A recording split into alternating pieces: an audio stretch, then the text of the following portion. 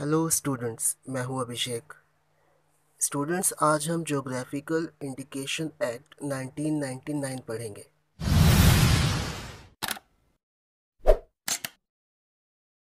आपने अक्सर देखा होगा किसी गुड्स को, चाहे वो एग्रीकल्चरल गुड्स हो, मैन्युफैक्चर्ड हो, हैंडीक्राफ्ट का कोई सामान या फूड स्टफ यानी कि खाने पीने की कोई चीज़ हो, इनको किसी शहर या गांव के नाम के साथ या किसी पर्टिकुलर एरिया के साथ या किसी सिंबल के साथ जोड़ दिया जाता है और ये चीज़ें फिर उस एरिया के नाम के साथ बिकती हैं और ये कहकर सेल की जाती हैं कि ये फेमस है, वहाँ की ये स्पेशलिटी है, जिसकी वजह से एक पहचान बन जाती है जो डेकेड्स तक ऐसे ही चलती रहती है। कुछ एग्जांपल हैं यहाँ पर जिससे आप समझ पाएंगे कि जीआई एक्ट में जो जीआई प्रोडक्ट हैं वो किस तरह के होते हैं। स्टूडेंट्स, दार्जिलिंग टी, जिसका जोग्राफिकल एरिया वेस्ट बंगाल है। चंदेरी साड़ीज़, मध्य प्रदेश में है इसका जोग्राफिकल एरिया। कुल्लू की शॉल बहुत फेमस है, इसका जीआई एरिया हिमाचल प्रदेश में है। Madhubani paintings, students, Madhubani paintings Bihar में एंशियंट टाइम से ही बनाई जाती हैं और इसका ज्योग्राफिकल एरिया बिहार में है।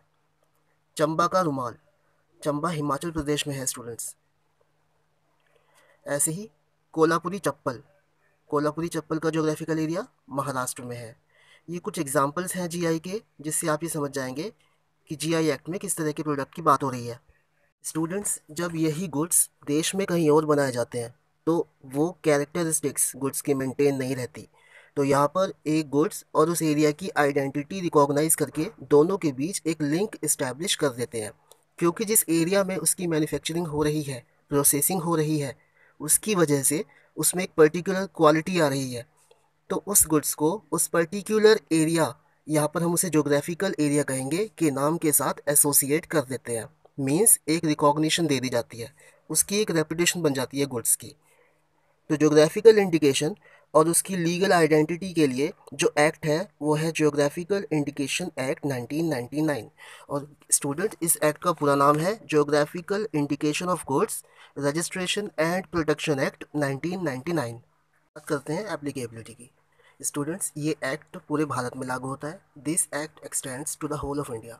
और जो गुड्स हैं जिन पर ये अप्लाई होता है, गुड्स की जो डेफिनेशन दी गई है एक्ट में, उसमें गुड्स हैं agriculture goods, natural goods, manufactured goods, handicraft goods और फूड स्टफ। जीआई के रजिस्ट्रेशन के लिए कौन अप्लाई कर सकता है? एनी एसोसिएशन ऑफ पर्सन, जिसे आप एओपी बोलते हो। कोई प्रोड्यूसर्स कर सकते हैं, कोई ऑर्गेनाइजेशन या अथॉरिटी, वो जो उस समय के लॉ के हिसाब से इस्टेब्लिश्ड हुई है। इनमें से कोई भी, या एओपी, एनी ऑर्गेनाइजेशन या अथॉरिटी जो प्रोड्यूसर्स के अलावा रजिस्ट्रेशन के लिए अप्लाई करते हैं, ये सभी लोग प्रोड्यूसर्स के इंटरेस्ट का रिप्रेजेंट करते हुए, यानी कि प्रोड्यूसर के इंटरेस्ट को रिप्रेजेंट करते हुए ऐसा करते हैं, ऐसे अप्लाई करते हैं। मतलब रजिस्ट्रेशन प्रोसेस, रजिस्ट्रेशन के लिए एप्लीकेंट एप्लीकेशन देगा इन 3 कॉपीज़, 3 कॉपीज़ में, और राइटिंग में देगा। किसको देगा? रजिस्ट्रार को।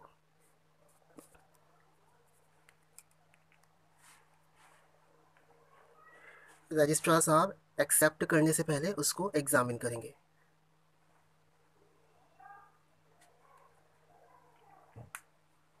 एग्जामिनेशन में अगर डेफिशिएंसीज पाई जाती हैं तो उन डेफिशिएंसीज को 1 मंथ में रिमूवल करना होगा एप्लीकेंट को। उसके बाद रजिस्ट्रार साहब उसको एप्लीकेशन को एक्सेप्ट कर लेंगे। एप्लीकेशन एक्सेप्ट करने के 3 महीने के अंदर अंदर, with in 3 months of acceptance, एक जीआई का जर्नल होता है, ज्योग्राफिकल इंडिकेशन जर्नल, उसमें इस एप्लीकेशन को पब्लिश किया जाएगा। गाइस और स्टूडेंट्स, अगर एप्लीकेशन जो पब्लिश हुई है उसके बारे में अगर किसी ने अपोज नहीं किया, ऑब्जेक्शन नहीं उठाया, तो उसको जीआई रजिस्टर में एंटर कर दिया जाएगा और एक रजिस्ट्रेशन सर्टिफिकेट इशू कर दिया जाएगा। और यदि ऐसा नहीं हुआ, अगर अपोज किया किसी ने, तो जो अपोजिशन पार्टी है वो एक नोटिस देगी विद इन 3 मंथ्स। जो अपोजिशन पार्टी है, जो अपोज कर रहा है, उसको नोटिस देकर अपनी अपोजिशन दर्ज करानी पड़ेगी। ये 3 महीने एक्सटेंडेबल है। ये 3 महीने, 1 महीने के लिए, मतलब 1 महीना और 1 मंथ और एक्सटेंड किया जा सकता है। 1 मंथ और एक्सटेंड किया जा सकता है। कैसे किया जा सकता है? जो अपोजिशन पार्टी है वो एक एप्लीकेशन देगी रजिस्ट्रार को, और जो प्रेस्क्राइब फ़ी है वो फ़ी पे करके अपना 1 मंथ एक्सटेंड करा सकती है। और जेन्युइन उसको रीज़न देना होगा कि वो 3 महीने में नोटिस क्यों नहीं दे पाया। उसके बाद रजिस्ट्रार साहब एप्लीकेंट को एक नोटिस सर्व करेंगे और ये कहेंगे कि 2 महीने में अपना काउंटर स्टेटमेंट सबमिट कीजिए।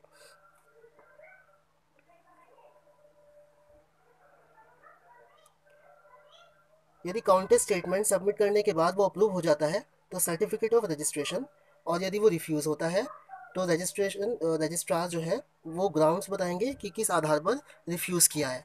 उसके बाद एप्लीकेंट APIB यानी कि इंटेलेक्चुअल प्रॉपर्टी अपीलेट बोर्ड में अपील कर सकता है। और यदि स्टूडेंट्स एप्लीकेंट ने 2 महीने में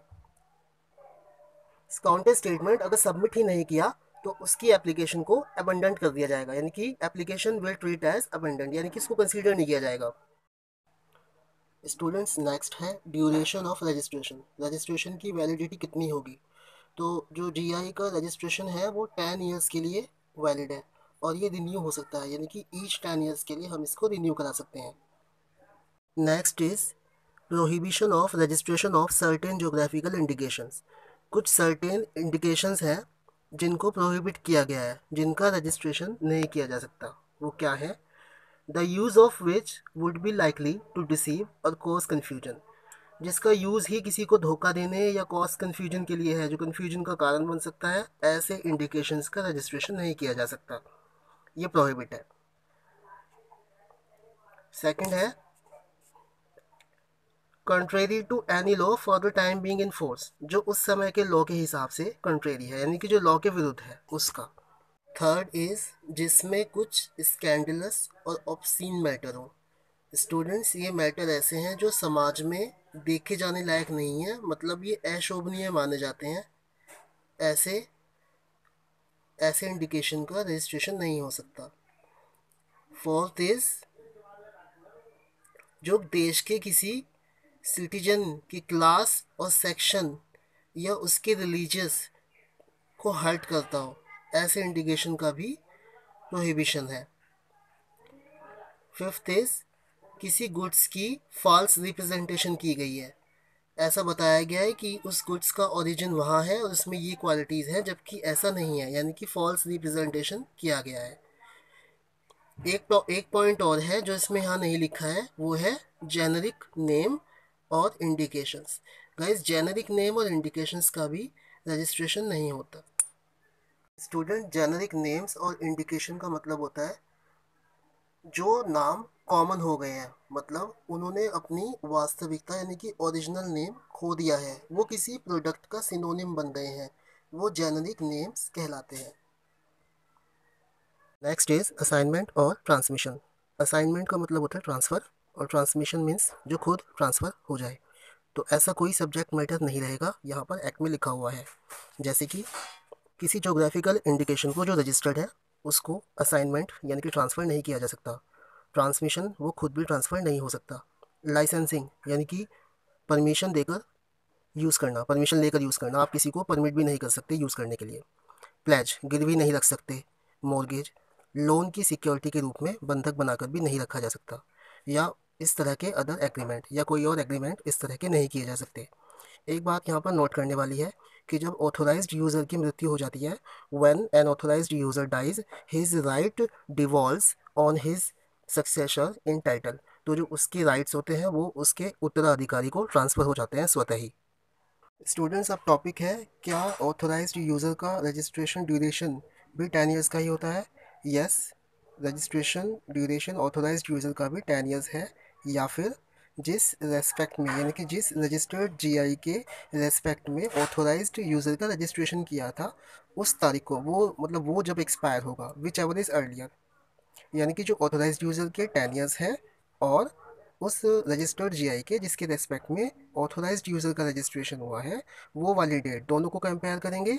विच एवर इज़ अर्लियर, जो पहले हो वो ऑथोराइज्ड यूज़र की एक्सपायरी डेट यानी कि रजिस्ट्रेशन की एक्सपायरी डेट मानी जाएगी।